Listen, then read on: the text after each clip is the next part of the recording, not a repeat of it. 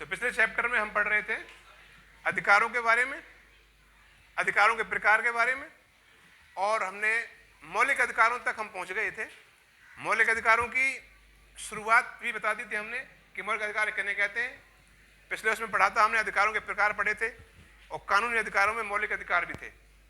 तो मौलिक अधिकार संविधान के भाग 3 में अनुच्छेद 12 से लेकर के अनुच्छेद 35 तक है। संविधान में हमें जब मूल संविधान जो हमारा था उसमें कितने अधिकार थे? 7 अधिकार थे। लेकिन 44वें संशोधन के द्वारा, 44वां संशोधन जब लागू हुआ तो उसमें संपत्ति के अधिकार को मौलिक अधिकारों से हटा करके कानूनी अधिकार बना दिया गया। इस प्रकार अब वर्तमान में मौलिक अधिकारों की संख्या कितनी है? 6 है। तो आर्टिकल 12 में राज्यों की परिभाषा दी गई है। 13 में उन सभी कानूनों को रद्द कर दिया गया है जो कि आजादी से पहले लागू थे और कानून उसके मौलिक अधिकारों के मार्ग में बाधा बन रहे थे या बाधा थे, और राज्यों को निर्देश दिया गया कि ऐसा कोई कानून न बनावे जो कि मौलिक अधिकारों को का हनन होता हो जिससे, या मौलिक अधिकार अवरुद्ध होते हो। अब आर्टिकल 14 से आज हमें पढ़ना है, और सबसे पहला जो अधिकार है वो कौन सा अधिकार है? समानता का अधिकार। समानता का अधिकार।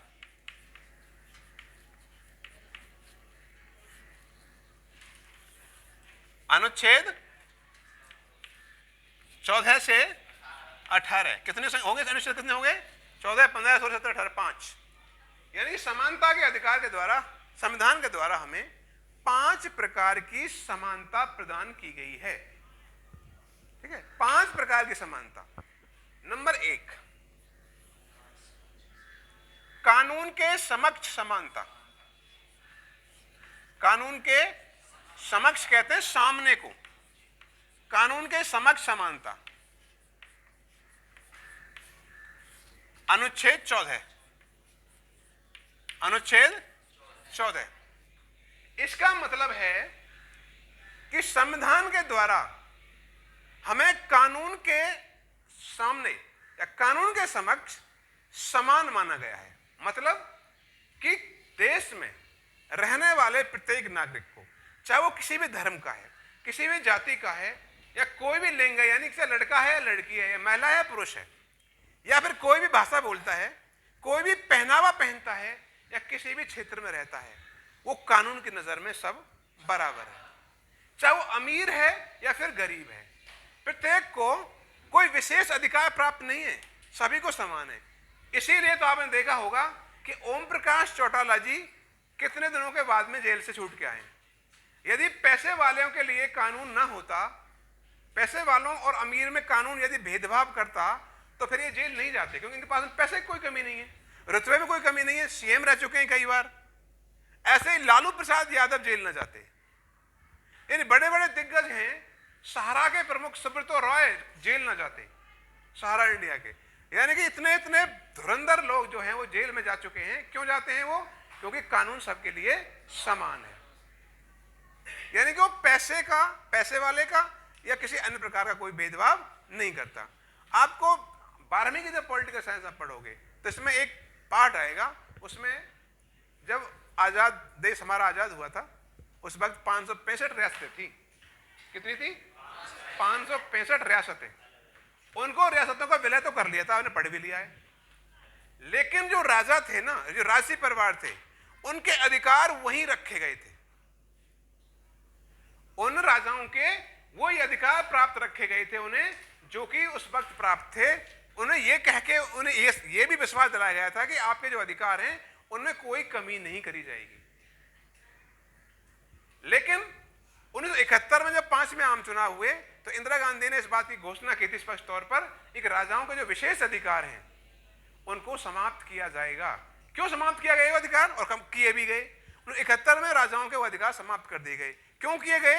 क्योंकि वो कहीं ना कहीं हमारे कानून के समक्ष जो समानता का जो हमारा अधिकार है उसका उल्लंघन हो रहा था, क्योंकि उन्हें कुछ विशेष अधिकार प्राप्त थे। इसका मतलब यह है कि कानून की नजर में सभी समान है, किसी को कोई विशेष अधिकार प्राप्त नहीं है, कोई विशेष व्यक्ति नहीं है, सब समान व्यक्ति है। यह है अनुच्छेद 14। नंबर 2, भेदभाव की मनाही, भेदभाव की मनाही।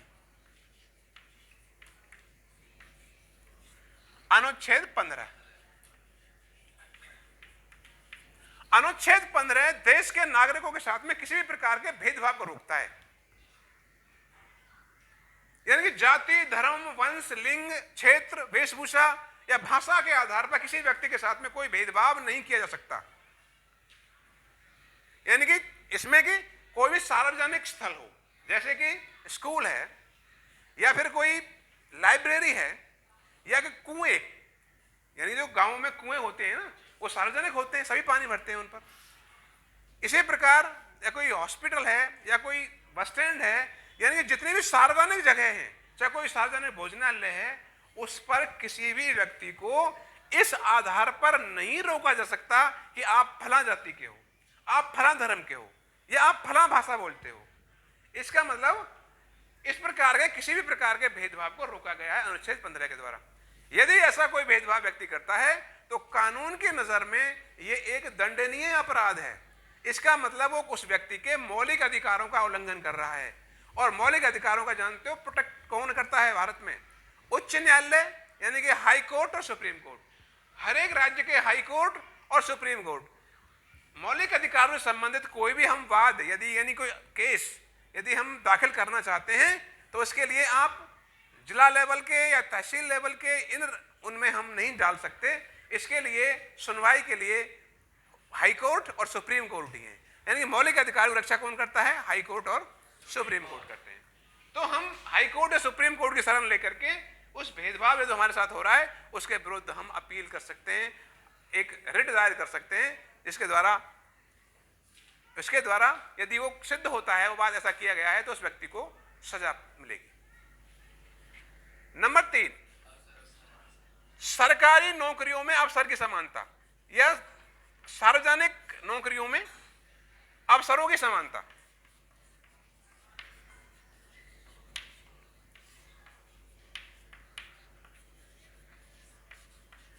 अगर कोई भी सरकारी नियुक्ति होती है किसी पद पर, उसमें सभी व्यक्तियों को बराबर का अवसर प्राप्त होगा। मतलब उसके साथ में यह कह करके कि तुम फला जाति के हो, तुम इसमें अप्लाई नहीं कर सकते, या तुम इस धर्म से संबंध रखते हो, तुम अप्लाई नहीं कर सकते, या तुम्हारी ये लैंग्वेज है, तुम अप्लाई नहीं कर सकते। ऐसा नहीं हो सकता। यानी कि बिना किसी जाति, धर्म, लिंग, क्षेत्र, वेशभूषा के आधार के भेदभाव के बगैर सबको बराबर का अवसर प्राप्त होगा। यह बात ध्यान रखिए। ऐसा नहीं है सबको नौकरी मिल जाएगी, सबको उस नौकरी में शामिल होने का अवसर प्राप्त होगा। सपोज करिए उदाहरण के लिए 10 वैकेंसी आती हैं, किसी भी पद के लिए 10 रिक्तियां हैं, 10 वैकेंसीज हैं, 10 खाली स्थान हैं। उनके लिए यदि सरकार या जो भी संस्था उनको नियुक्ति कर रही है, उस संस्था विज्ञापन जारी करेगी। विज्ञापन में पहले से ही योग्यताएं निर्धारित कर दी जाएंगी, क्वालिफिकेशंस। भाई इस पद के लिए ये योग्यताएं हैं, और उन योग्यताओं को प्राप्त करने वाला या उस योग्यता को रखने वाला प्रत्येक भारतीय नागरिक जो उन कंडीशंस को पूरा करेगा उसमें अप्लाई कर सकता है। लेकिन बशर्ते कि योग्यताएं, शर्तें जो निर्धारित की गई हैं, उन कंडीशंस को वो पूरा करता हो, उस क्वालिफिकेशंस को, उस अर्हता को, उस योग्यता को पूरी करता हो जो उस पद के लिए रखी गई है। 10 वैकेंसी है, उसके लिए माने 100 आवेदन आते हैं, 100 आवेदन। तो आप 100 आवेदनों में से जो बेस्ट 10 होंगे चुने तो वही जाएंगे। यदि मान लीजिए एग्जाम रखा गया है तो एग्जाम में जो टॉप 10 होंगे वो आएंगे। यदि आप एकेडमिक मेरिट के आधार पर आपके जो कागजात हैं 10वीं 12वीं BA के जो कुछ भी होते हैं ग्रेजुएशन के, तो उनके आधार पर उनके जो अंक हैं, जैसे भी जो भी प्रक्रिया निर्धारित की गई है टेस्ट के द्वारा, तो टेस्ट से नंबरों के आधार पर, तो नंबरों के आधार पर तो जो भी है, जो भी मेरिट बनती है उसके आधार पर टॉप 10 होंगे, वो आएंगे तो वही। लेकिन 100 करिए या 1000 करिए या 10,000 करिए, अप्लाई करने से कोई नहीं रोक सकता, क्योंकि अवसर सबको प्राप्त होगा। लेकिन जीतेगा तो वही जो दौड़ेगा। मैंने तुम्हें कभी एक उदाहरण भी दिया था कि एक लाइन खींच दी जाएगी, उस पर आप खड़े हो जाइए, आपको 1 किलोमीटर या 100 मीटर या 500 मीटर दौड़ के जाना है, तो आपको सीधे लाइन में एक साथ सभी दौड़ शुरू करेंगे, एक लाइन से शुरू करेंगे, पहुंचना भी सभी को है, लेकिन जीतेगा तो वही जो पहले पहुंचेगा, जीतेगा वही ज्यादा मेहनत करेगा, इसमें ये योग्य होगा। हाँ, इसके लिए कुछ एक प्रावधान है, एक्सेप्शन कैसे कह सकते हैं उन्हें, कि निचले वर्गों के लिए, दबे कुचले वर्गों के लिए, ऐसे एससी हैं, एसटी हैं, ओबीसी हैं, या फिर कोई और अन्य वर्ग जो होता है, उनके उत्थान के लिए संविधान में यह व्यवस्था की गई है कि ऐसे व्यक्तियों को कुछ आरक्षण दिया जाएगा, कुछ रियायतें दी जाएंगी, जिससे कि वो मुख्य धारा में शामिल हो जाएं कुछ दिनों के बाद। चलो, ये चैप्टर थोड़ा अलग है। अब आता है नंबर 4, छुआछूत की समाप्ति। छुआछूत यानी अनटचेबिलिटी।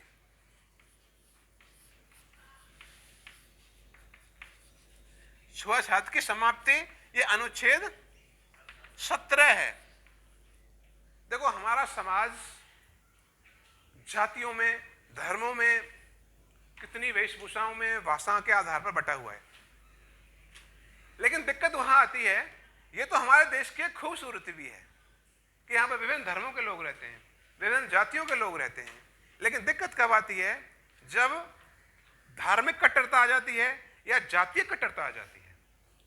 जब लोग अपने धर्म को श्रेष्ठ मान करके अन्य धर्मों का मजाक उड़ाते हैं या अन्य धर्मों को हीन मानते हैं, या फिर जाति में भी कुछ जाति के लोग अपनी जाति को श्रेष्ठ मानते हैं और अन्य जातियों को अपने से निकृष्ट मानते हैं। तो ऐसी ही व्यवस्था हमारे समाज में कुछ समय बहुत कठोर थी, ये जाति प्रथा। यानी कुछ जातियां अपने आप को कथित रूप से उच्च कहती थी कि हम तो हाई जातियां हैं, ऊंची जातियां हैं हम तो, और कुछ जातियों को निम्न जाति कह करके उनके साथ में भेदभाव किया जाता था। उन्हें छूने तक से डरते थे, उनकी परछाई तक से डरते थे, उनकी परछाई न पर जाए कहीं, उनकी परछाई से भी अपने आप को अपवित्र मान लेते थे, वो उनके छूने से वो अपवित्र हो जाते थे। तो ऐसी बुराई को रोकने के लिए छुआछूत की समाप्ति अनुच्छेद 17 में की गई है। यदि कोई व्यक्ति ये कहता है कि मैं इसे टच नहीं होऊंगा, ये मुझसे छू नहीं सकता, अगर कोई ऐसा कहता है तो फिर उसे अनुच्छेद 17 के तहत उस व्यक्ति का, जो विक्टिम है, जो शिकार है, जो शोषित है, जिसके साथ में दुर्व्यवहार हो रहा है, वो व्यक्ति इस अनुच्छेद के तहत कानून की शरण ले सकता है और ये फिर दंडनीय अपराध है। यानी इस कानून के तहत छुआछूत की समाप्ति की गई है कि कोई भी व्यक्ति अब समाज में ऐसा नहीं है, कोई अनटचेबल नहीं है, ऐसा कोई जाति, ऐसा कोई व्यक्ति नहीं है जिसके छूने से कोई अपवित्र हो जाता हो। ये सब बेकार की बातें हैं। तो छुआछूत की समाप्ति की गई है अनुच्छेद 17 में। और जो अंतिम अनुच्छेद है समानता के अधिकार के तहत, और उसमें है उपाधियों का अंत।